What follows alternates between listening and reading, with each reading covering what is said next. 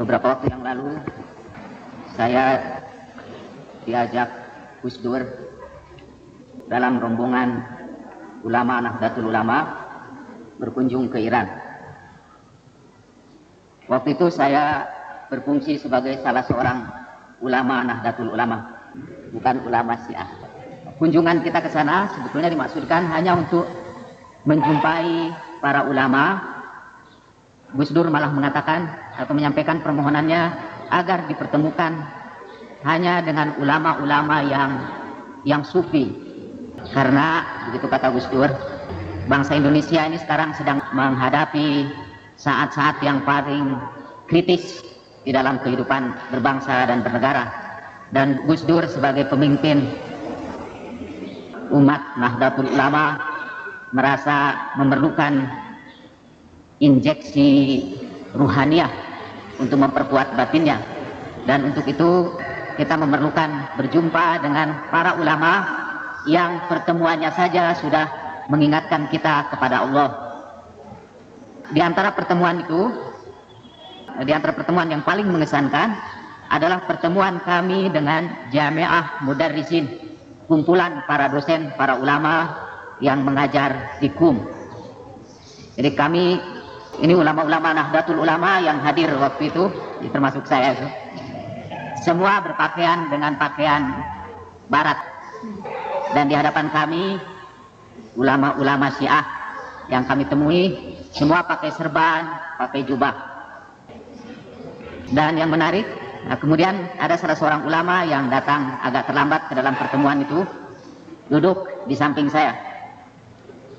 Kemudian dia berbicara dan ternyata banyak tahu tentang Indonesia. Sudah agak tua, kira-kira barangkali berusia sekitar 60 tahunan. Berserban putih, wajahnya bersih, agak gemuk, dan seperti biasa juga berewokan.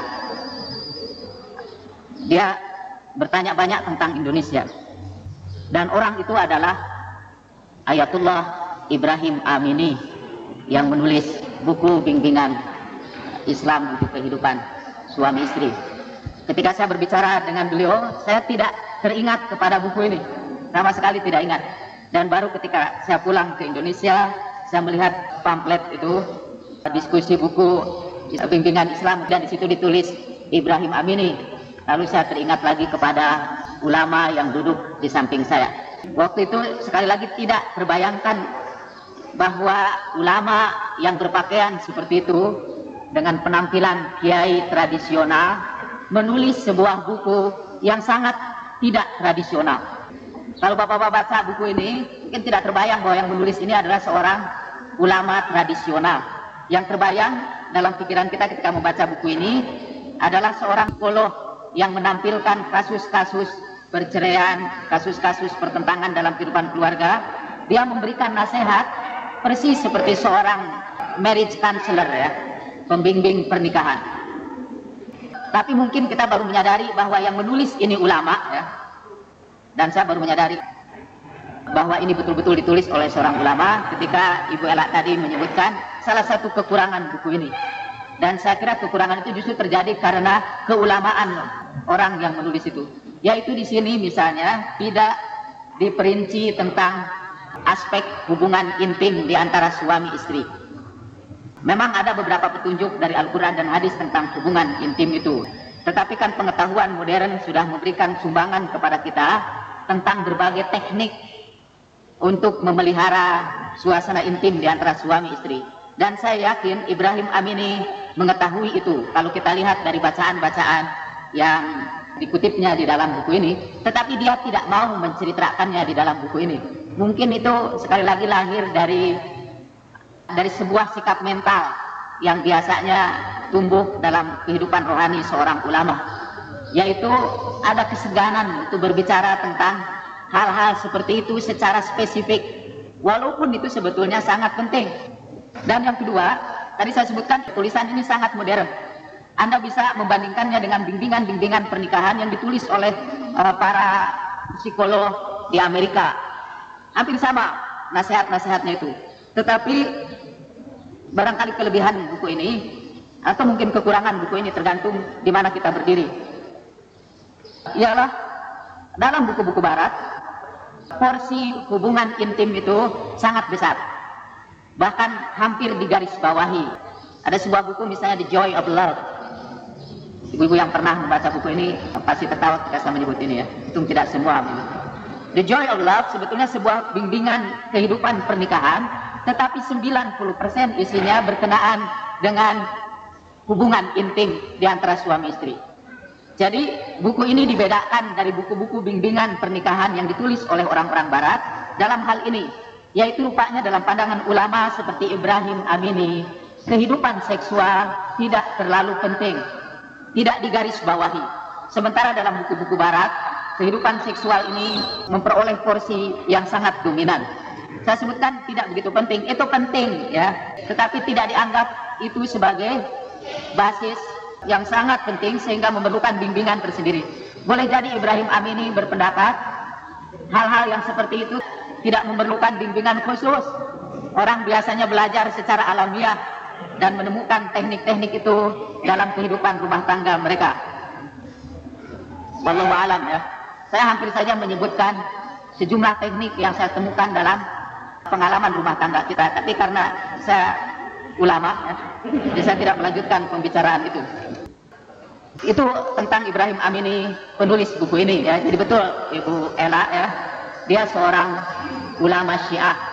Dia salah seorang di antara guru di Hauzah di Qum.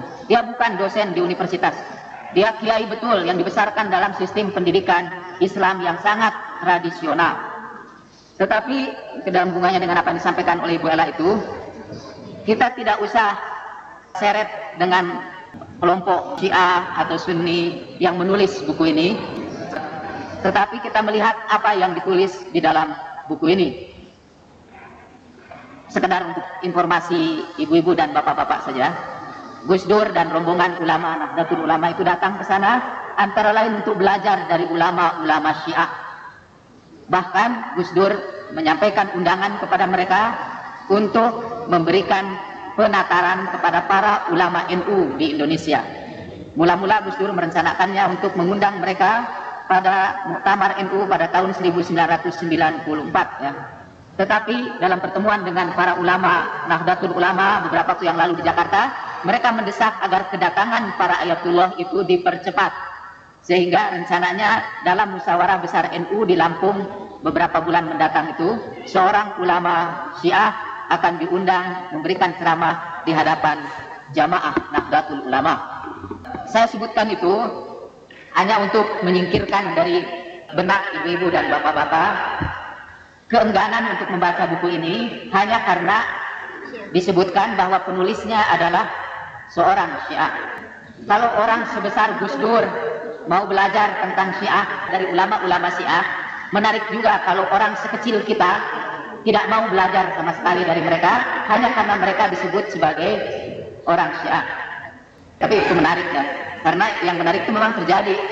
Banyak orang-orang yang sekecil semacam kita ini tidak mau baca buku hanya karena penulis buku ini dicurigai memasuki aliran-aliran tertentu. Kemudian kita tidak mau membaca bukunya. Dan hal-hal yang seperti itu biasanya dilakukan oleh orang-orang yang justru sangat memerlukan tambahan pengetahuan. Ada mereka sebetulnya sedang dalam keadaan miskin, tetapi kemiskinan itu kemudian dilestarikan dengan sikap menutup diri untuk menerima tambahan informasi dari orang lain. Orang-orang yang kaya informasi justru malah tertarik untuk belajar dari manapun. Orang seperti Gus Dur misalnya mengeluarkan biaya khusus, itu puluhan juta biayanya termasuk biaya tiket saya. Itu dia keluarkan hanya untuk belajar. Sekarang kita tidak perlu pergi ke Teheran. Buku ini disajikan kepada kita oleh penerbit Bayan dan Al-Ikhlas Uninus, disajikan kepada bapak dan ibu-ibu. Itu karcis pulang pergi ke Teheran itu sekitar 2,5 juta lah. Kemudian harga hotel di sana cukup mahal kalau dihitung dengan dolar. Paling tidak harus menghabiskan sekitar 5 juta untuk berjumpa dengan Ibrahim Amini. Sekarang ibu hanya memerlukan membayar 3.500 dan ibu bisa memperoleh pelajaran yang berharga dari Ibrahim Amini. Pembicaraan berikutnya saya ingin mengutip beberapa bagian dari buku ini, dan berdasarkan kutipan-kutipan itu kemudian saya akan meninjau khusus hanya aspek psikologi komunikasinya saja ya. Jadi saya tidak akan membicarakan psikologi khusus, lalu komunikasi khusus, tapi tinjauan psikologi komunikasi terhadap masalah-masalah yang disajikan dalam buku ini. Saya ingin bacakan yang pertama. Ada kemungkinan seorang wanita mencintai suaminya, tetapi jarang menunjukkan, mengekspresikan rasa cintanya itu. Ia tidak cukup untuk memantapkan tali persahabatan dan hal seperti itu tidak dibenarkan. Sesekali ucapan-ucapan seperti aku mencintaimu, aku merindukanmu, aku senang berjumpa denganmu, sangat membantu dalam menciptakan persahabatan yang baik. Ketika suami sedang dalam perjalanan, istri sebaiknya menulis surat bahwa ia merindukan suaminya. Bila ada telepon di tempat kerja suami, istri dapat menelponnya sesekali, tetapi tidak terus-menerus. Istri sebaiknya memberikan pujian terhadap suaminya di hadapan teman-teman dan keluarga bila ia sedang tidak berada di tempat itu, dan membelanya bila seseorang berbicara tidak baik mengenai dia. Nah, yang dibicarakan oleh Ibrahim Amini dalam kutipan ini adalah masalah komunikasi. Ibu-ibu boleh mencintai suami ibu, tetapi kalau cinta itu tidak dikomunikasikan, kecintaan itu, kalau kata orang Belanda, sehniet, itu tidak berarti apa-apa. Dan ini berkenaan dengan masalah komunikasi. Hal yang sama sebetulnya disebutkan oleh Ibrahim Amini ketika berbicara berkenaan dengan seorang suami. Ibrahim Amini mengatakan, menganjurkan agar suami memberikan penghargaan dengan mengucapkannya. Bisa ketika istri mengerjakan hal-hal yang kecil, berikanlah pujian kepadanya, ucapkan pujian itu di hadapannya. Artinya komunikasikan penghargaan suami itu terhadap istrinya. Nah, kemudian kutipan berikutnya saya bacakan. Ini salah satu contoh komunikasi yang gagal dalam kehidupan keluarga pada halaman 26. Seorang laki-laki berusia 22 tahun menusuk istrinya yang berumur 19 tahun hingga menemui ajalnya setelah sang istri menyalahkannya. Di pengadilan dia bercerita, saya menikah dengan wanita ini setahun yang lalu. Pada awalnya istri saya sangat mencintai saya, tapi tak lama kemudian dia berubah dan mulai menghina saya. Dia selalu menggunakan kata-kata kotor kepada saya setiap ada kesempatan dan selalu menertawakan karena hal-hal sepele. Karena mata saya juling, istri saya pun selalu memanggil saya dengan sebutan keledai buta. Pada suatu hari ia memanggil saya dengan sebutan keledai buta, dan saya menjadi sangat marah sehingga saya menusukkan sebanyak 15 kali dengan pisau. Ini dikutip dari surat kabar Ittila'at, jadi sebuah surat kabar yang terbit di Tehran. Jadi ini sebuah peristiwa yang betul-betul terjadi.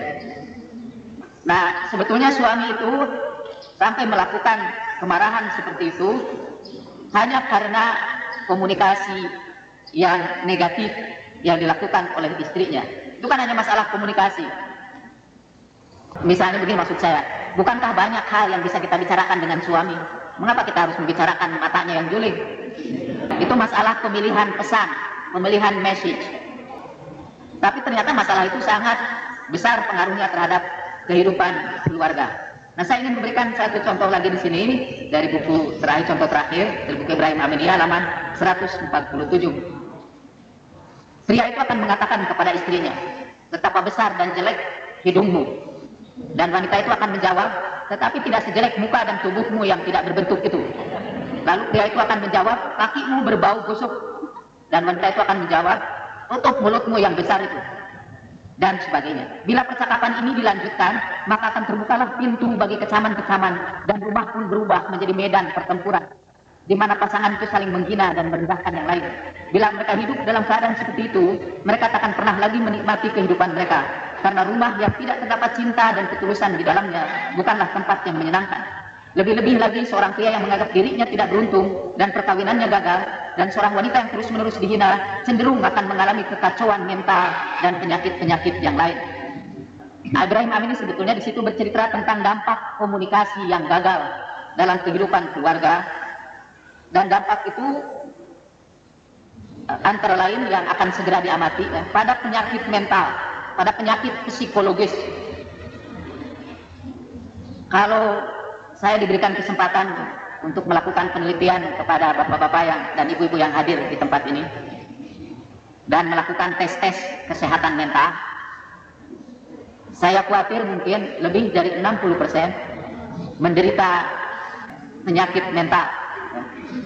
Jadi misalnya kegelisahan, goncangan jiwa, depresi, perasaan sedih yang luar biasa, rasa marah yang tertekan, hati yang dilanda kebingungan, kebimbangan, menghadapi dilema yang tidak putus-putusnya.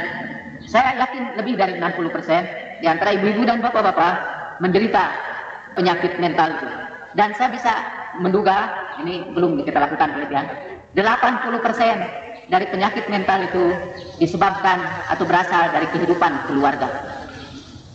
Hans Selye itu dalam bukunya Stres menyebutkan bahwa stres terbesar, Selye itu salah seorang psikolog Amerika, membuat skor tentang tingkat tekanan batin, tingkat stres.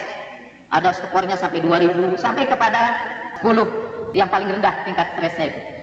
Nah, ternyata dia menemukan, atau dalam ukurannya itu, skor stres yang terbesar dia letakkan pada konflik keluarga, pada keluarga yang tidak serasi. Jadi kalau Marie von Ebner-Eschenbach pernah mengatakan kalau di dunia ini ada surga, surga itu adalah perkawinan yang bahagia, maka saya bisa mengatakan kalau di dunia ini ada neraka, maka neraka itu adalah perkawinan yang gagal. Nah, salah satu sebab utama kegagalan pernikahan itu adalah kegagalan komunikasi. Saya malah berpendapat Ibrahim Amini tampaknya melihat faktor utama kegagalan itu dengan melihat contoh-contoh yang saya bacakan tadi itu pada kegagalan komunikasi. Orang mungkin bisa menyebut, bisa juga rumah tangga gagal karena kegagalan hubungan intim di antara suami istri. Tapi saya kira itu mungkin hanya menduduki sekitar 10% saja. 90% boleh jadi berasal dari kegagalan komunikasi, kegagalan menciptakan komunikasi yang sehat dalam hubungan suami istri.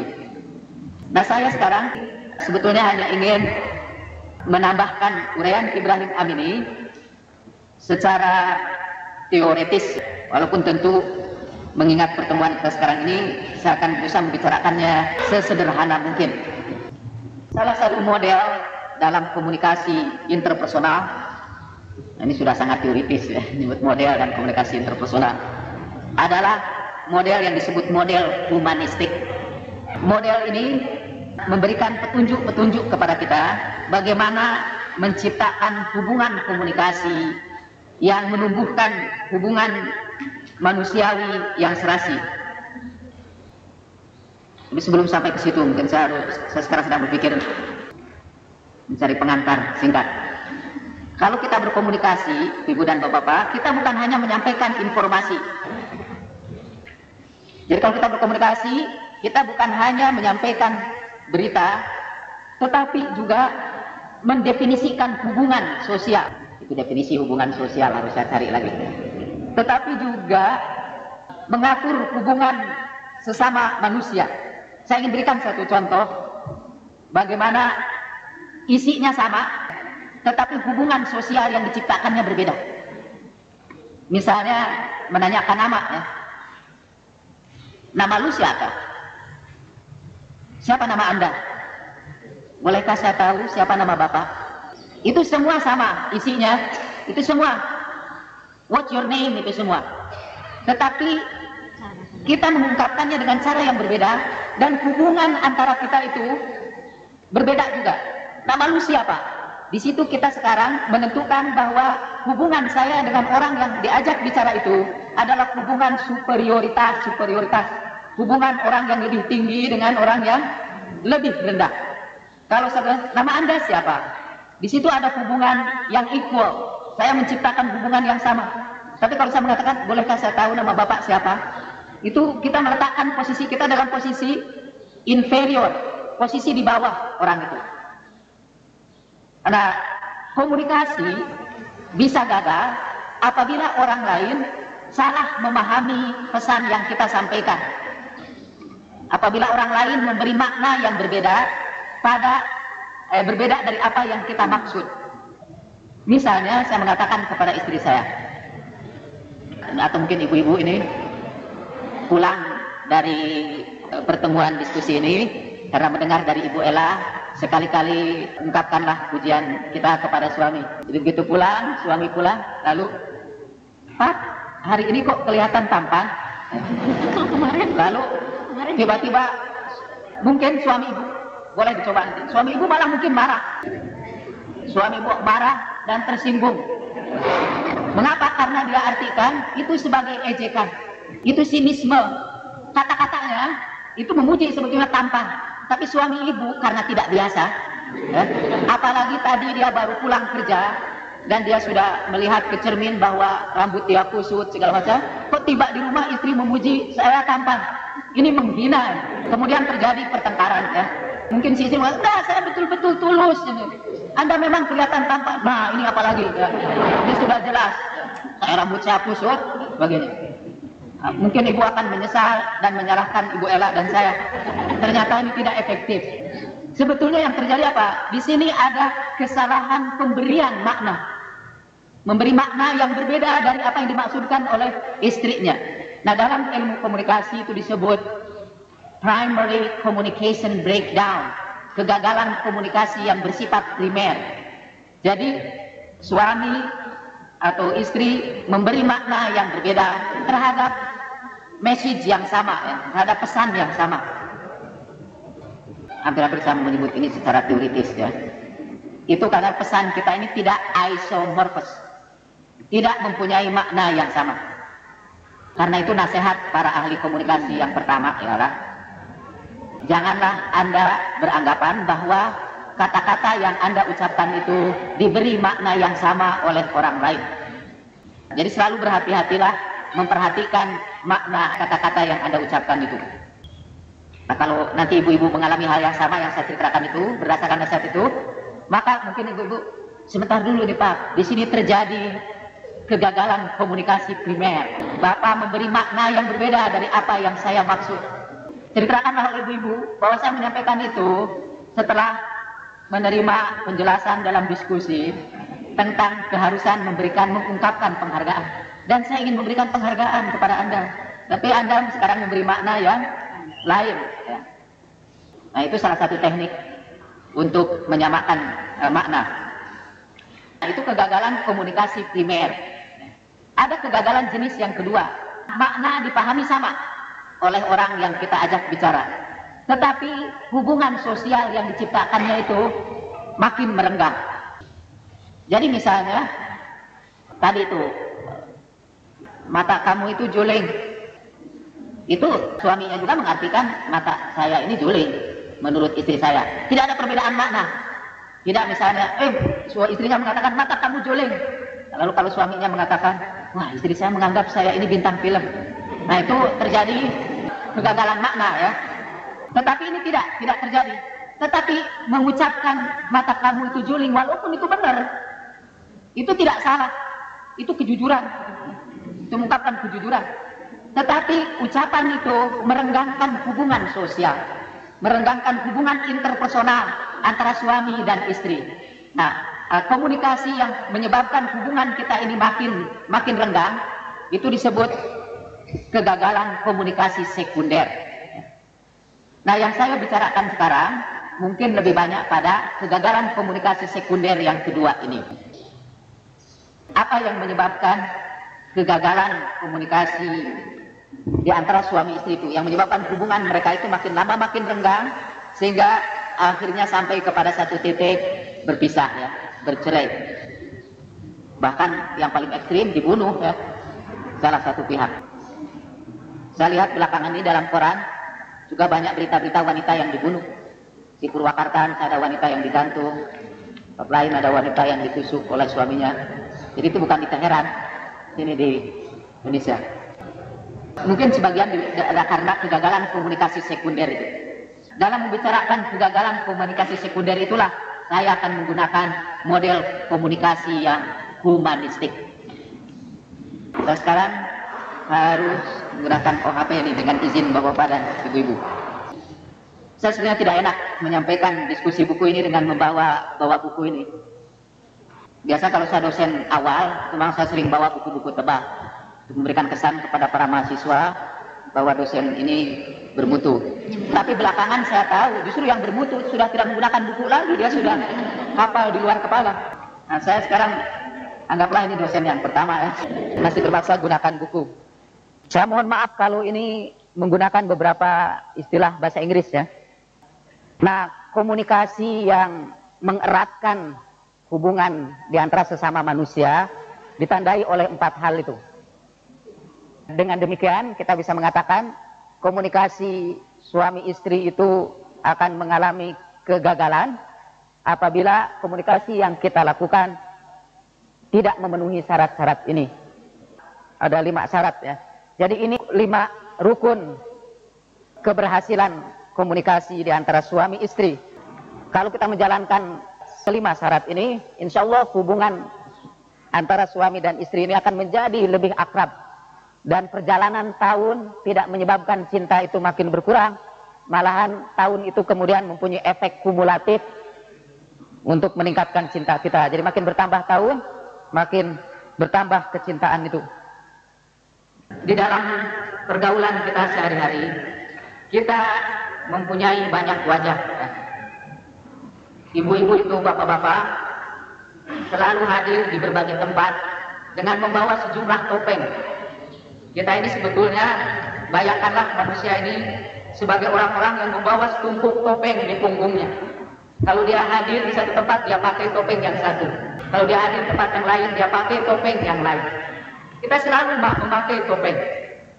Kalau ibu-ibu berbicara dengan mertua, ibu tampilkan topeng yang satu. Khusus ini topeng untuk mertua. Kalau berbicara dengan atasan di kantor, kita bawa juga topeng. Ya. Itu sebabnya, kalau kita menilai seseorang, saya mau menyebut Pak Muhtar itu baik atau buruk, itu seringkali penilaian kita ini sangat parsial. Tingkat kebenarannya mungkin hanya sekitar 15%.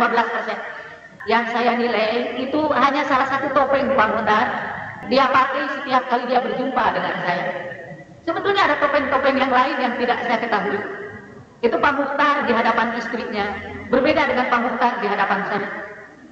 Atau saya di hadapan istri saya berbeda dengan saya di hadapan Pak Muhtar. Kita ini bawa topeng-topeng itu. Apa maksud topeng itu? Topeng itu dimaksudkan untuk menampakkan sebagian dari kepribadian kita dan menyembunyikan sebagian dari kepribadian kita yang lain.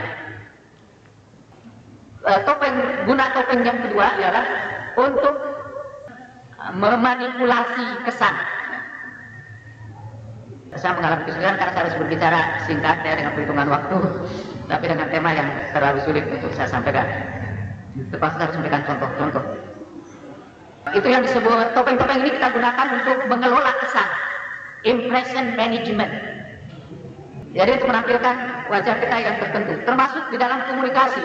Komunikasi kita tidak selalu kita pakai untuk menyampaikan sesuatu, tetapi juga untuk menciptakan kesan tertentu pada diri orang lain tentang diri kita. Jadi ketika seorang ibu misalnya, seorang ibu yang baru saja memasuki kelompok elit, ya, jadi mungkin karena dapat rezeki nomplok akibat penjualan tanah, kemudian si ibu tiba-tiba melesat memasuki kelompok elit. Nah, dia kemudian mengalami kebingungan peran. Kaki dia, satu kaki masih berada pada kelompok yang lama, kaki baru sudah berada pada kelompok elit yang baru ini. Maka ada orang yang seperti itu secara psikologis akan sering menggunakan komunikasinya untuk memanipulasi kesan. Jadi bukan untuk menyampaikan informasi, tetapi untuk memanipulasi kesan. Misalnya dia ingin agar orang lain itu tahu bahwa saya ini orang kaya, dia ini orang kaya. Kalau saya ini ingin, saya ini ibu-ibu misalnya, saya ingin berikan kesan kepada ibu-ibu yang lain dalam arisan ini bahwa saya ini orang kaya raya, saya ini orang elit. Maka ibu-ibu berusaha menyampaikan itu, menyampaikan pesan kepada orang itu. Bisa pesan verbal dan bisa pesan yang non verbal, bisa berupa kata-kata dan tidak bisa berupa bukan kata-kata. Saya ibu-ibu kemudian datang terlambat, pertemuan arisan pagi hari itu datang terlambat. Sebetulnya terlambatnya disengaja. Kemudian ketika ibu-ibu kemudian ibu menjelaskan kepada ibu-ibu yang lain mengapa terlambat. Aduh, kalau pagi-pagi ini Mbak, saya repot sekali. Anak-anak sekarang ini kalau pagi-pagi mau makan paginya maunya Kentucky Fried Chicken saja. Jadi tadi saya kan kalau pagi-pagi mana ada Kentucky Fried Chicken yang buka. Nah, tapi untunglah ada hubungan baik saya dengan itu, saya bisa hubungi. Nah, sebetulnya itu bukan mau memberitahukan bahwa keluarganya makan Kentucky Fried Chicken. Bukan. Dia hanya ingin menimbulkan kesan pada diri pendengarnya bahwa dia ini orang elit, orang penting. Begitu pula ketika ibu tersebut misalnya memakai pakaian jenis tertentu, kemudian ketika dia mengatakan tidak dengan mengangkat bahunya dan tidak menggelengkan kepalanya, jadi angkat bahunya, dan itu sebetulnya dia ingin mengkomunikasikan kepada mereka bahwa saya ini orang elit, bukan sembarangan orang, bukan orang dari desa ini, walaupun saya lahir di kampung, tapi saya orang kota lah, orang internasional. Orang internasional kan mengatakan tidak dengan mengangkat bahunya, bukan dengan menggelengkan kepala. Yang gelengkan kepala itu tarekat. Nah, itu komunikasi yang seperti itu. Setiap hari kita melakukan komunikasi untuk menimbulkan kesan yang tertentu kepada orang lain. Cuma kita melakukannya tidak sadar. Saya lakukan itu dengan sadar. Ketika mengelola kesan ibu-ibu dan bapak-bapak yang mendengarkan pembicaraan saya. Tapi umumnya kita melakukannya tidak sadar, ya. Seperti misalnya sering berikan contoh jemaah-jemaah haji, ya, yang baru pulang dari naik haji, tapi karena sekarang tidak bisa memberikan kesan kepada orang lain dia haji dengan memakai peci haji, karena sudah mulai berkurang orang yang mau pakai peci haji, jadi dia terpaksa harus menyampaikan kehajiannya lewat komunikasi. Misalnya dia berada di sebuah terminal bus, sedang menunggu bis untuk ke Jakarta, ngobrol dengan orang di sampingnya, lalu tiba-tiba dia mengatakan, kalau di Mekah itu bis-bis itu pakai AC semua, tapi ada juga bis yang tidak pakai AC dan di atasnya dibuka. Itu sebetulnya tidak ingin memberitahukan tentang jenis-jenis bis di Mekah, dia hanya ingin memberitahukan bahwa saya baru saja naik haji. Harapan berikutnya orang yang diajak bicara itu kemudian akan bertanya, oh, kapan Bapak naik haji? Baru tahun kemarin ini. Nah, lalu dia bicara lebih banyak, ya. Nah, itu komunikasi yang kita sebut sebagai impression management, ya, untuk mengelola kesan. Dan itu adalah sejenis topeng yang kita pakai untuk menimbulkan kesan-kesan tertentu pada orang-orang di sekitar kita. Menurut para psikolog, makin rendah konsep diri seseorang, dan saya tidak ingin menjelaskan apa konsep diri itu, makin rendah pandangan orang itu tentang dirinya, makin besar kemungkinan dia untuk menggunakan komunikasinya buat impression management. Makin tidak jujur dia, makin tidak terbuka dia dalam berkomunikasi.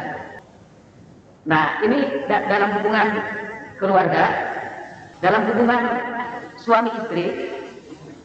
Kalau istri itu terlalu banyak memakai topeng, dia tidak jujur berbicara dengan suaminya, atau juga sebaliknya, suaminya tidak berani berterus terang kepada istrinya.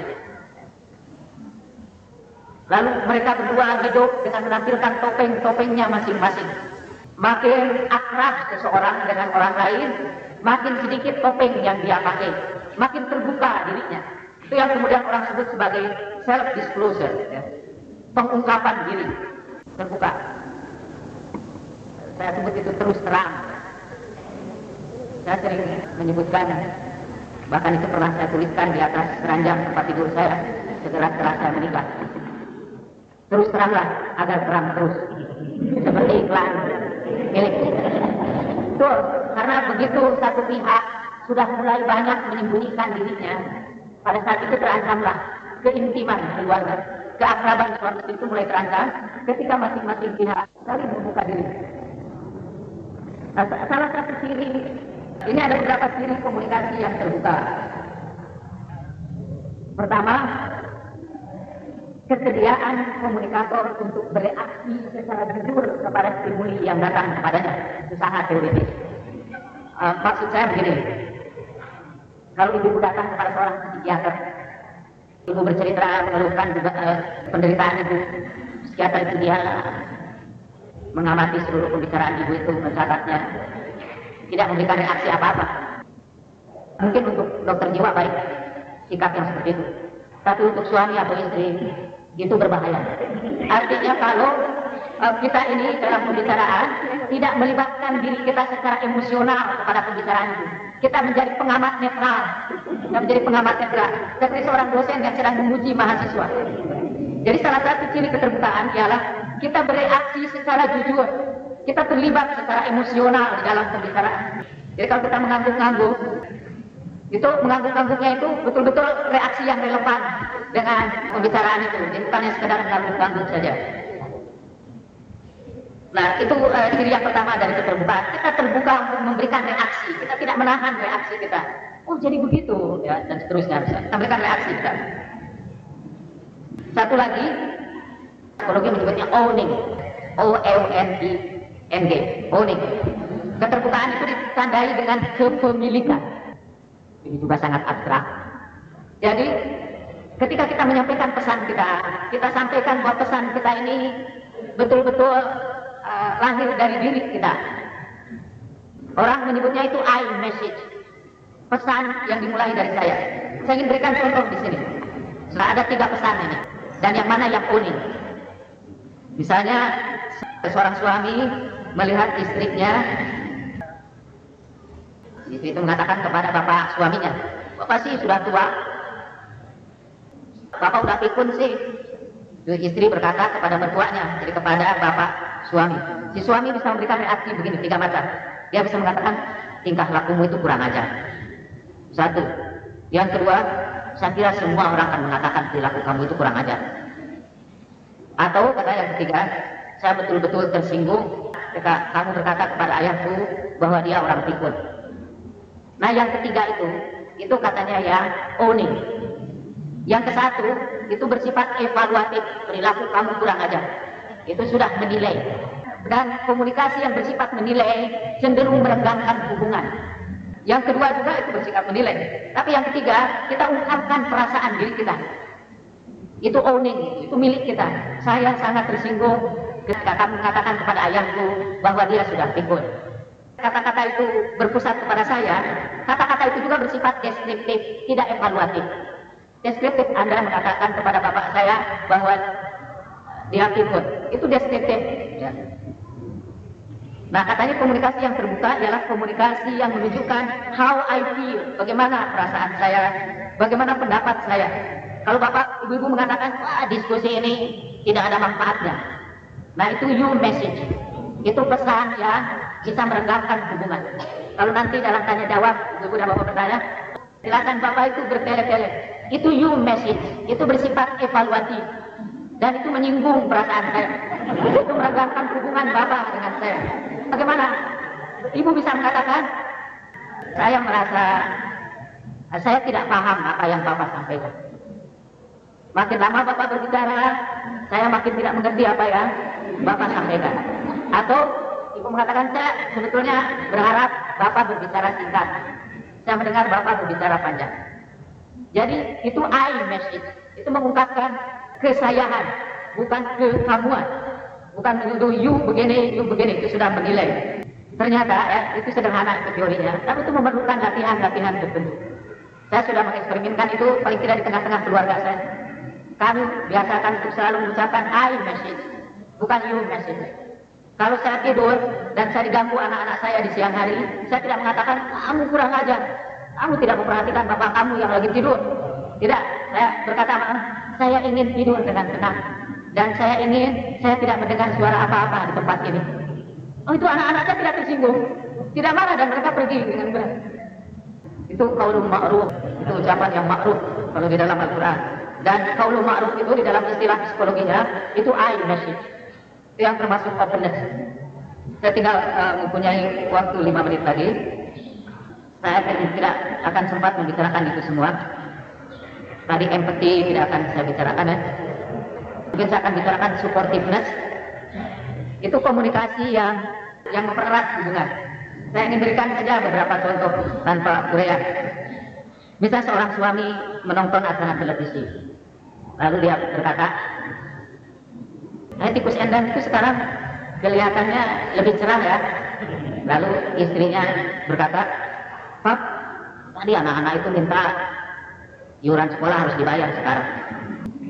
Ibu lihat, ini sebetulnya tidak bersambung komunikasi di antara yang kedua ini. Dan itu kita sebut komunikasi yang tidak suportif. Kalau terus-menerus itu terjadi begitu, itu akan terjadi kerenggangan. Bahkan boleh jadi permusuhan. Tidak enak, ada perasaan tidak enak. Mengapa? Karena kita merasa kita tidak diperhatikan. Bahwa apa yang kita sampaikan itu tidak punya makna apa-apa di hadapan orang lain. Nah, mungkin ibu tertawa tidak benar. Tapi itu sering terjadi dalam percakapan. Mengapa? Karena masing-masing pihak sibuk dengan keinginan untuk menyampaikan pikirannya. Itu si suami ingin menyampaikan pikirannya, istrinya ingin menyampaikan pikirannya. Lalu merasa bahwa waktu terlalu singkat. Sehingga ketika suami itu dia tidak berikan komentar. Nah itu yang disebut irrelevant. Komentar yang irrelevant. Atau yang kedua, yang termasuk yang tidak sportif, setiap pernyataan itu kita bantah. Kita bantah, setiap pernyataan kita bantah. Itu boleh dicoba. Akan terjadi pertengkaran. Akan terjadi hubungan yang makin renggang. Nah itu termasuk komunikasi yang tidak suportif. Ada satu lagi yang saya sebut di situ, provisionalism. Provisionalism. Ini lawan dogmatism.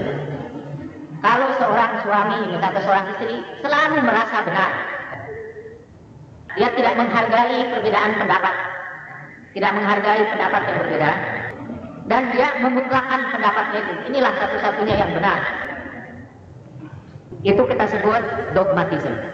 Tapi kalau dalam komunikasi itu kita sampaikan bahwa kita tidak begitu yakin dengan pendapat kita, bahwa ini hanya dugaan saja, bahwa mungkin istrinya juga benar, istri saya ini benar, itu kita sebut professionalism, bukan professionalism, provisionalism. Ini salah satu contoh pada di sini. Ini yang dogmatism, jelas sekali. Dia bersifat egosentris, dia egois, dan dia tidak tahu bagaimana memperlakukan orang lain. Nah, itu pernyataan ini, itu pernyataan yang dogmatis. Kita seakan-akan punya pendapat, dia egois, dia tidak mau memperhatikan orang lain. Karena itulah dia bertengkar dengan suaminya. Dia egois, dia tidak tahu melayani suaminya.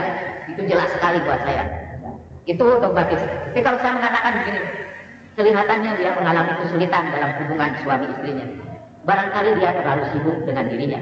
Kita gunakan kata barangkali, kita gunakan saya juga, saya pikir, ya. Itu bersifat profesional. Ini amat sulit untuk dilatihkan ya, atau diceritakan dalam waktu yang singkat. Tetapi sikap ini biasa tumbuh karena kedewasaan. Nah, mungkin ada di antara ibu-ibu dan bapak-bapak di sini yang sudah mengikuti diskusi, yang di rumah itu menjadi tiran, yang tidak boleh dipersalahkan, yang tidak menghargai pendapat yang berbeda, yang ingin memaksakan kehendaknya kepada orang lain. Mungkin dia selalu berpendapat suaminya tidak membahagiakan saya, tapi dia tidak pernah berpikir boleh jadi saya pun tidak berhasil membahagiakan suami saya. Jadi itu orang-orang yang dogmatis seperti itu cenderung pertama tidak menghargai perbedaan pendapat, tidak mau mendengarkan pandangan dari sisi orang lain. Dan itu bukan hanya dalam kehidupan keluarga ya, mungkin itu berasal dari kehidupan di luar ini. Karena itu saya pikir ini, saya lihat banyak sekali tokoh-tokoh Islam yang ternyata keluarganya itu tidak mesra, tidak akrab, atau kalau saya pakai iMessage, mereka tidak akrab seperti saya akrab dengan istri saya.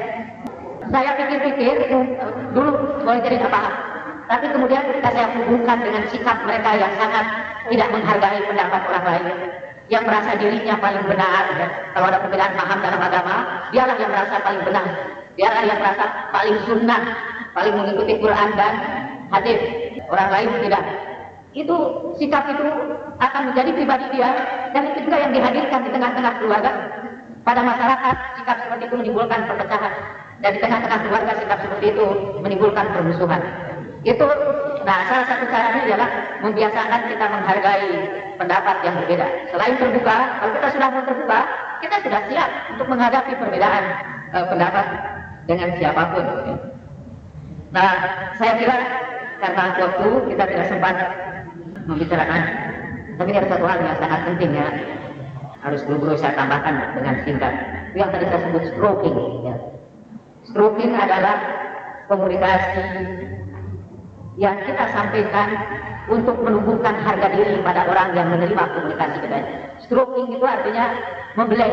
Kalau dalam bahasa kita, Hayakawa, seorang ahli linguistik, menyebutnya pearl words, kata-kata yang membelai. Jadi kalau kata-kata itu kita ucapkan, kata-kata itu membuat orang lain itu lebih percaya kepada dirinya. Nah, saya kira seorang istri itu harus lebih sering menggunakan kata pearl words ini terhadap suaminya. Kata-kata menggunakan stroking. Berilah penghargaan kepada suami itu. Kalau kata, dan itu yang sering diucapkan oleh setiap suami. MH Ainun Najib ketika ditanya dalam majalah Amanah ya, Amanah terakhir tentang istri yang ideal itu kayak apa menurut MH. MH itu kebetulan tidak punya istri sekarang. Mungkin dia tidak menemukan yang ideal. Nah, MH mengatakan, saya ingin istri saya itu yang wajar-wajar saja. Tetapi ketika saya nol, ketika saya hampir mati, istri saya menghidupkan saya kembali. Nah, itu yang namanya stroking. Komunikasi yang kita sampaikan, ketika suami kita nol, kita isi dia. Ketika suami itu down, kita hidupkan dia. Komunikasi seperti itulah mungkin yang diugiskan oleh Rasulullah SAW, dan ini akan mengakhiri pembicaraan saya. Ketika Rasulullah mengomentari Khadijah, pernah satu hari Rasulullah keluar dari rumahnya, terus sedang berada berdua dengan Siti Aisyah radhiyallahu anha. Kemudian lewat seorang perempuan, Nabi kemudian turun menyambut perempuan itu, perempuan tua, mengajaknya bicara lama. Dan ketika Aisyah tanya, siapa dia itu? Itulah perempuan yang sering datang kepada Khadijah. Rasulullah memuji-muji Khadijah, dan Aisyah marah. Kau sebut-sebut wanita tua itu, pada Allah telah memberimu yang lebih baik dari dia. Nah, karena waktu itu Rasulullah marah sampai berguncang rambut di ubun-ubun. Lalu beliau berkata, demi Allah tidak ada yang bisa menggantikan Khadijah. Dialah yang menyayangi aku ketika semua orang menjauhi aku. Dialah yang mempercayai aku ketika semua orang mendustakanku. Dialah yang memberikan hartanya kepadaku ketika semua orang menahan hartanya. Dan dialah yang memberikan kepadaku anak-anak ketika istriku yang lain tidak ada yang sanggup memberikan. Dan Aisyah kebetulan tidak sanggup memberikan seorang putra. Katanya Aisyah terdiam, walaupun Aisyah kemudian meriwayatkan itu kepada kita sehingga kita membacanya sekarang. Nah, yang diceritakan oleh Rasulullah itu stroking. Itu komunikasi Khadijah adalah komunikasi yang stroking, yang memberikan hiburan kepada Rasulullah ketika dia menderita, yang menghidupkan kembali Rasulullah ketika dia hampir mati, yang mengisi kembali kehidupan Rasulullah setelah Rasulullah hampir berada dalam keadaan doa. Kalau menggunakan istilah MH Ainun Najib ya. Nah, ibu-ibu, kalau seluruh nasihat dalam pertemuan ini tidak ada yang diingat oleh ibu-ibu, paling tidak ingatlah stroking. Ulanglah lakukan stroking. Saya kira dengan itu saya akhiri pembicaraan saya. Wassalamualaikum warahmatullahi wabarakatuh. Saya sebutkan beberapa contoh misalnya, termasuk di dalam ceramah-ceramah para mubalik, termasuk mubalik-mubaligot juga. Itu seringkali dalam ceramah-ceramah mubalik atau mubaligot itu, kaum wanita disudutkan dalam posisi yang paling malah, seakan-akan mereka lah yang harus bertanggung jawab sepenuhnya pada kebahagiaan rumah tangga itu. Ada seorang peneliti dari Belanda yang Martin van Brunessen, dan dia mengumpulkan kaset-kaset ceramah yang ada kaitannya dengan hubungan istri dengan suami. Dan kesimpulannya ternyata karena laki-laki atau masyarakat Indonesia ini sangat meremehkan perempuan. Itu hasil dari penelitian dia. Ibu mungkin masih sering mendengar ada seorang mubalik yang mengatakan tentang kewajiban terhadap suaminya yang mirip seperti kewajiban seorang budak terhadap majikannya, ya. Digambarkan itu sebagai amal saleh yang besar, misalnya bersihkan keringatnya, macam-macam lah, dan sebagainya. Dan biasanya selalu fokusnya itu pada perempuan, jarang sekali kepada laki-lakinya. Dan buku ini saya kira memberikan keseimbangan untuk itu. Jadi saya memang setuju untuk menyebarkan buku ini. Mungkin kalau saya mewakili keinginan istri saya, maka yang harus disebarkan khusus bagian tugas-tugas pria. Karena tugas-tugas wanita sudah sering kita dengar, ya, sudah sering dibicarakan. Tugas-tugas pria itu yang jarang dibicarakan. Kemudian berhubungan dengan konsep diri ibu yang sudah dirumuskan oleh ibu-ibu PKK. Nah, itu menarik ini karena konsep diri ini lah sebetulnya yang sekarang menjadi persoalan besar pada perempuan modern. Saya mohon maaf sekarang lebih banyak menyebut perempuan daripada wanita, karena ini ada hubungannya dengan jati diri wanita itu. Perempuan tentu berasal dari kata empu yang dalam bahasa Melayu klasik merupakan gelaran kehormatan buat seorang warga masyarakat. Empu gandring, empu tantular. Kemudian kalau ditambah awalan mengampu dalam bahasa Melayu, artinya memelihara, merawat, melindungi, memberikan cinta kasih. Sehingga perempuan dalam arti yang sebenarnya adalah manusia yang terhormat, yang tugasnya melindungi, merawat, dan menyebarkan cinta kasih. Kemudian kata perempuan ini diganti menjadi wanita. Dan bersamaan dengan pergantian istilah itu sebenarnya terjadilah pergantian konsep diri seorang ibu. Kalau dulu konsep diri ibu itu adalah pemberi perlindungan, perawatan, pemberi cinta kasih, seorang yang pengawal moral, empuk, seorang pengawal moral, pemelihara kesucian masyarakat. Sekarang bergeser peran itu menjadi peran wanita. Karena itu kita tidak menemukan dharma perempuan, kita menemukan dharma wanita. Wanita dalam bahasa Sanskerta artinya yang dikehendaki, yang diingini, yang diminati, yang diperlukan. Kalau dalam bahasa Prancis itu ada istilah khususnya désiré. Nah, wanita itu akan désiré, orang yang diingini, yang diperlukan. Nah, apa yang terjadi dengan pergeseran makna ini? Kita melihat terjadi pergeseran pesan peran di tengah-tengah masyarakat, khususnya pada masyarakat industri. Dalam buku Islam Aktual, tanpa perlu mempromosikan di sini karena sudah tidak perlu dipromosikan lagi. Sudah itu saya tulis di situ pernyataan mantan Perdana Menteri New Zealand, David Lamb. David Lamb ini menikah dengan sekretarisnya dan menceraikan istrinya. Kemudian istrinya menggerutu dan di depan orang-orang media dia berkata begini, "It's a sick society." Ini masyarakat yang sakit yang mengizinkan seorang perempuan merampas suami orang lain. Itu karena dia marah-marah. Nah, kemudian saya sebutkan di situ, sebetulnya istri David Lamb, mantan istri David Lamb itu tidak usah mengeluh, karena pada masyarakat Barat sekarang ini, dalam masyarakat industri, perempuan ditampilkan sebagai wanita. Jadi sebagai makhluk yang dipakai pelekat untuk menjual barang-barang industri. Jadi kopi baru enak kalau yang menyajikannya seorang perempuan. Mobil baru bagus kalau di atas mobil itu bergulir seonggok tubuh perempuan. Jadi perempuan menjadi wanita. Tapi saya katakan dia tidak perlu mengeluh. Lama sebelum sekretaris itu merampas suami David Lamb, merampas suami perempuan itu, masyarakat Barat sudah lama merampas jati diri seorang wanita. Lama sebelum dia merampas suaminya, jati diri wanita sudah dirampas, jati diri perempuan sudah dirampas. Karena itu kita harus, saya kira bertugas menyebarluaskan juga jati diri atau konsep diri yang sudah dirumuskan oleh ibu-ibu PKK ya. Seperti pendamping suami, pengelola keluarga, pendamping suami yang setia, yang kedua itu tangga, pendidik anak, pendidik anak, warga masyarakat, pencari nafkah, anak. Saya berjanji insya Allah yang pertama kali mendengar ini istri saya. Begitu pulang saya akan beritahukan harus jadi pendamping, pengelola. Tapi penerus keturunan saya sudah hentikan sekarang sudah ikut KB. Sudah ada warga masyarakat dan mencari nafkah tambahan. Dia sampai sekarang belum mau mencari nafkah tambahan. Kemudian, nah ini saya kira perlu menegaskan kembali jati diri wanita ini di tengah-tengah masyarakat yang sekarang menghadapi geseran-geseran normal. Kemudian saya juga tadi mengatakan juga bahwa belakangan anak-anak muda itu terlalu banyak memperhitungkan sesuatu, mempersiapkan segala-galanya. Padahal dulu orang tua dulu memulai rumah tangga itu dari nol. Mungkin malah lebih indah kalau memulai keluarga itu dari tidak ada, daripada dari dulu lalu kita bersama-sama mengisi yang tidak ada. Pada saudara paham kan tentang betul saya menegaskan apa yang disampaikan oleh Ibu Ella. Harus kita bedakan antara orang yang tidak mau menikah. Raghibah memang dalam bahasa Arab artinya tidak mau. Harus kita bedakan antara tidak mau dengan tidak mampu menikah. Orang tidak mau dan tidak mampu menikah. Anda tetap disalahkan kalau Anda tidak mau menikah menurut ajaran Islam. Tidak peduli apakah itu hadisnya ahad ya. Itu hampir semua hadis hukum itu ahad. Dan kalau hadis ahad itu tidak bisa diterima, robohlah seluruh bangunan hukum Islam. Ini amat penting saya sampaikan karena itu sudah berkaitan dengan masalah usul. Jadi jangan dari persoalan ini kemudian kita generalisasikan kepada hal-hal yang sangat usuli, nanti repot ya. Nah, sekali lagi, gini, di dalam Islam tetap terlarang orang yang tidak mau menikah. Tetapi tentu saja tidak berdosa orang yang tidak mampu menikah. Tidak mampu menikah bisa karena berbagai sebab ya. Sebab yang pertama mungkin terlalu banyak perhitungan, seperti yang dilakukan oleh Bapak.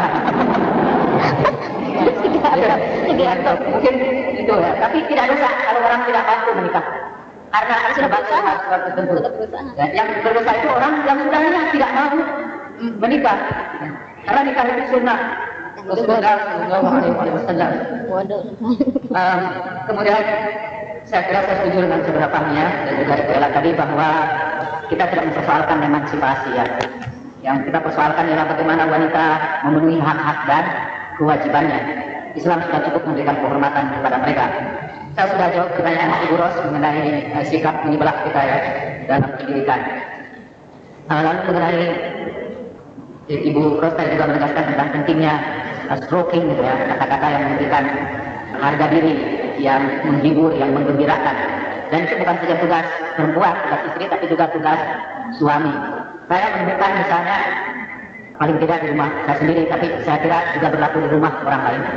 Sekarang ada kecenderungan misalnya suami harinya makin lama makin naik, dia makin masyhur, makin terkenal, pengetahuannya makin banyak. Sementara karena istri disimpan di rumah, dia tidak bisa mengembangkan pengetahuannya. Sehingga lama-kelamaan istri itu mengembangkan rasa rendah diri, dia tidak percaya lagi kepada dirinya sendiri. Karena dia tidak percaya kepada dirinya sendiri, dia sekarang mulai khawatir suaminya akan mengambil yang lain yang lebih tepat dengan tingkat karirnya sekarang. Nah, dari kekhawatiran ini kemudian muncullah berbagai penafsiran terhadap tingkah laku suaminya belakangan ini. Dan penafsiran itu selalu negatif. Karena itulah tugas suami untuk selalu memberikan penghargaan kepada istrinya. Sampaikanlah kepada istrinya, tentu dengan cara-cara yang kreatif, ya tidak usah mengulangi cara-cara yang sama. Dengan cara-cara yang kreatif bahwa dia adalah satu-satunya pilihan yang tepat. Bahwa dalam tingkat karir yang sekarang ini, dari dia tidak diperlukan tingkat karir yang sama. Bahwa dari dia diperlukan hal yang lain, yang hanya dia yang memilikinya. Dan tidak perempuan yang lain.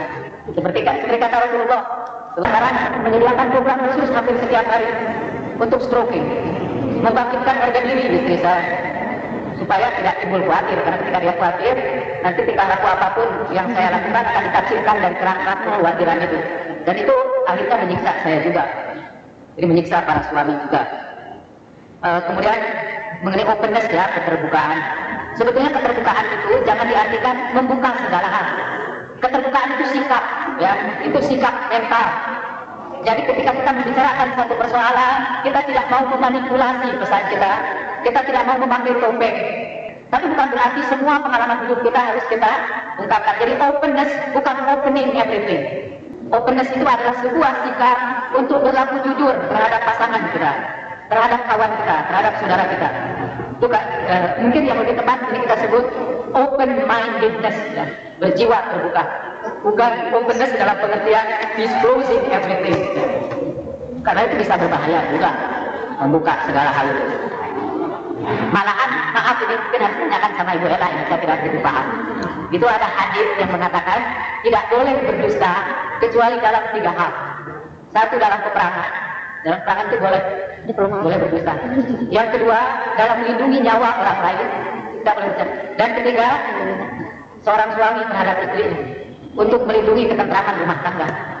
Itu ada sesuatu yang harus disembunyikan. Apa dulu yang tidak boleh dengar ini? Hanya untuk dia. Apa dulu yang disembunyikannya?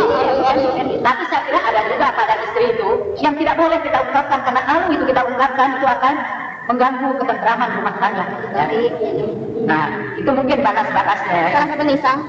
Nisa saja. Nisa terakhir ini, saya pernah berjumpa dengan seorang wanita yang istri kiai, maaf istri kiai, tapi bukan Ibu Ella. Istri seorang kiai ini juga mempunyai latar belakang pendidikan Islam yang tinggi juga. Saya akan hentikan ciri-ciri itu sampai situ, so kalau lanjutkan nanti Bapak bisa mengenal. Dia pernah bercerita bahwa ada pernah ini dalam kehidupan rumah tangganya setelah sekian lama. Ketika dia kuliah, dia jatuh cinta kepada teman kuliah.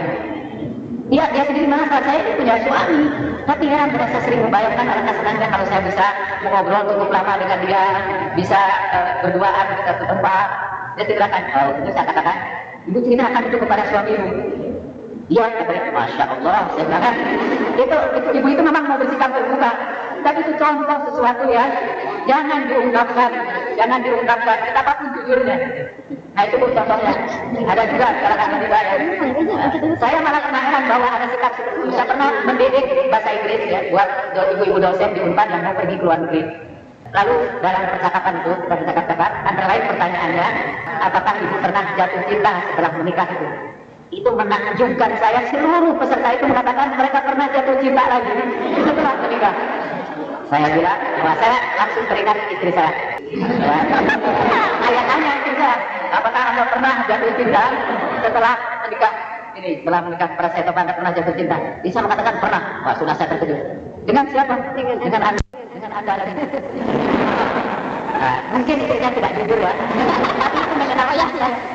Dan itu memelihara ketentraman saya. Kemudian saya kira untuk Ibu Mariam Bahajah Mariam ini beliau tadi menekankan sikap saling menghargai di antara suami istri, dan saya kira itu betul, kita harus menegaskan itu sikap menghargai ini, apalagi pada masyarakat kita yang cenderung tidak menghormati wanita, yang wanita itu selalu dinomor duakan. Kita mungkin tidak usah perempuan disuruh menghargai suaminya, karena sudah begitu sih masyarakatnya. Yang harus kita anjurkan sekarang suami belajar menghargai istrinya, bapaknya. Ibu pasti betul. Pasti. Kemudian yang terakhir yang disentil juga oleh Ibu Bahajah Mariam mengenai buku ini, karena ini ditulis oleh orang Iran, ya, mungkin sebagian harus disesuaikan dengan masyarakat Indonesia. Saya kebetulan menemukan hampir tidak ada yang harus disesuaikan. Artinya semuanya itu bernilai universal. Bahkan saya sangat terkejut, saya pernah membuat khotbah nikah yang kemudian dibukukan khotbah nikah itu. Dalam khotbah nikah itu saya bercerita, jauh sebelum saya kenal buku ini. Dalam khotbah itu saya bercerita, bapak-bapak, suami ibu itu nasihat kepada istri mempelai wanita. Suami ibu itu di luar menemui wajah-wajah yang garang, pergumulan hidup yang keras. Dia ingin ketika dia pulang ke rumah, dia menemukan wajah istrinya yang cerah, yang memberikan kesejukan dan kedamaian baginya. Dia ingin mencairkan seluruh deritanya seperti Putri Salju dalam kisah-kisah Andersen. Yang air matanya itu ada cerita dalam kisah Andersen, ya. Itu ada seorang laki-laki lalu dijebak dalam salju yang sangat tebal karena ulah tukang sihir, dimasukkan. Kemudian ini si istri yang mencintainya mengejar dia, dilihat suaminya dicengkram dalam salju itu, kemudian menangis di sang Putri Salju itu. Tetesan air matanya, air mata cinta kasihnya itu jatuh pada salju itu, dan salju itu segera mencair. Mencair. Saya ingin suami itu mencairkan seluruh derita yang dihadapinya dalam goncangan hidup itu dalam samudra keteduhan kasih sayang istrinya. Itu saya sebutkan dalam khotbah nikah itu, dan dengan kata-kata yang hampir sama saya temukan itu di sini. Padahal saya mubalik Indonesia dan Ibrahim Amini mubalik Iran. Buat saya meragukan, dan saya mengambil kesimpulan bahwa kebenaran tampaknya universal, bahwa ajaran-ajaran kebenaran itu tidak terbatas oleh ruang dan waktu. Artinya ajaran ini itu masih juga berlaku di Indonesia. Saya kira Bu Bayam, kita tidak bisa berpayah-payah nanti menyesuaikan di Indonesia, kecuali mungkin ini yang barangkali dianjurkan oleh Ibu Hajah Mariam. Mungkin contoh-contohnya bisa kita ambil dari kasus-kasus di Indonesia supaya lebih mempribumi gitu. Ya, saya kira itu contoh-contohnya bisa kita ambil dari kehidupan kita sendiri, ya. Dan barangkali ini karena di Indonesia ini, ya, maaf, kita masih kata orang-orang barat, hubungan kita ini masih hubungan kebapaan, ya. Itu kalau biasa, ya maksudnya begini, kalau ibu pejabat seperti Ibu Hajah Mariam sudah menganjurkan orang untuk membaca buku ini, itu pengaruhnya jauh lebih besar daripada pembicaraan satu kali ucapan Ibu Mariam. Itu lebih berharga dari 1000 kali ucapan Ibu Mukhtar. Jadi karena itu saya ingin menggarisbawahi, dan kalau di sini ada wartawan, tolong itu ucapan Ibu Hajah Mariam itu dijadikan judul. Ada dua saya kira. Yang pertama yaitu usaha untuk saling menghargai di antara suami istri itu yang pertama. Dan yang kedua, supaya buku ini dimasyarakatkan di tengah-tengah masyarakat. Tolong itu wartawan yang di belakang dibuat. Saya akan menjawab beberapa hal dengan pendek saya. Yang pertama, saya kira memang Pak Suparodi ada beberapa teknik-teknik tertentu untuk membuat agar istri itu jatuh cinta berkali-kali kepada kita. Saya pernah menyampaikan beberapa teknik komunikasi yang disebut sebagai revitalizing communication, komunikasi yang menghidupkan kembali dalam hubungan suami istri. Secara singkat dalam pertemuan di diskusi keluarga, ya. Dan ilmu pengetahuan modern, ya, penelitian-penelitian tentunya memberikan sumbangan kepada kita tentang cara-cara menghidupkan kembali cinta di tengah-tengah hubungan suami istri. Kita memang tidak bisa memberikan di sini contoh-contoh yang sangat spesifik ya, karena itu nanti itu rumitnya. Dalam pertemuan kita seperti ini mungkin kita hanya bisa memberikan aturan-aturan umum ya. Tapi kadang-kadang kita perlukan contoh untuk memperjelas. Tapi bukan contohnya itu sebetulnya ya menjadi pokoknya itu, tetapi aturan umumnya. Misalnya ada aturan umumnya yang orang Inggris menyebutkan stolen kiss is sweeter. Ciuman curian itu terasa lebih manis. Itu sih prinsip umumnya.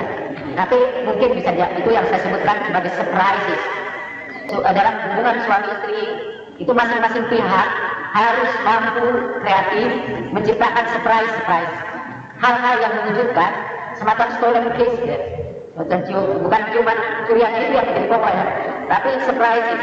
Istri itu dikejutkan bukan dengan hal-hal tertentu, tapi kejutan yang membahagiakan dia.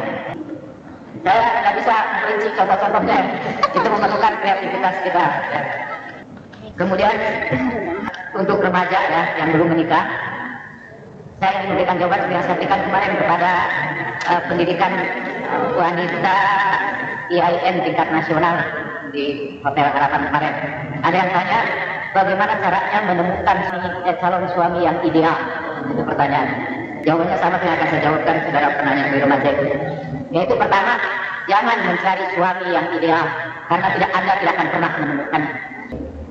Manusia itu selalu tidak sempurna, selalu saja ada kekurangannya. Karena itu kalau Anda mencari suami yang ideal, Anda tidak akan pernah menemukannya. Kepada bapak yang mencari istri yang ideal, insya Allah bapak tidak akan pernah menemukan. Saya ingin bacakan di sini ya dalam buku ini. Tidak ada seorang pun di dunia ini yang memiliki segala sifat baik dan bebas dari segala kesalahan. Ada orang yang terlalu gemuk, ada pula yang terlalu kurus. Mungkin mulutnya terlalu lebar, hidungnya terlalu besar, tapi giginya terlalu besar. Yang lain mungkin terlalu kotor, tidak sopan, pemalu, bermuka tebal, cepat marah, cemburu, malas, atau mementingkan di sini. Ada sejumlah wanita yang mungkin tidak pandai memasak, atau tidak pandai menerima tamu. Singkatnya, setiap orang tidak sempurna, dan tidak ada orang yang dapat dikatakan sempurna di dunia ini. Biasanya sebelum menikah, pria menghayalkan wanita kerjaannya terbebas dari segala kesalahan. Mereka tidak menghiraukan kenyataan bahwa tak ada wanita yang bagaikan bidadari di dunia ini. Orang-orang semacam ini bila menikah akan mendapati wanita kerjaannya tidak sempurna dan langsung mulai mencari-cari kesalahan istrinya. Nah, seperti itu juga seorang istri yang menghayalkan suaminya yang ideal, begitu menikah nanti dia akan menemukan kekurangan-kekurangan suaminya, kemudian ingin menggagalkan perkawinan itu. Jadi nasihat yang pertama, jangan cari suami yang ideal, jangan cari istri yang ideal. Apa kalau itu yang harus kita lakukan? Yang kita lakukan, kembangkanlah diri Anda sebaik-baiknya, sehingga Anda itu layak untuk menerima orang yang semacam Anda. Ada maksudnya begini, seorang istri perempuan mencari suami yang ideal.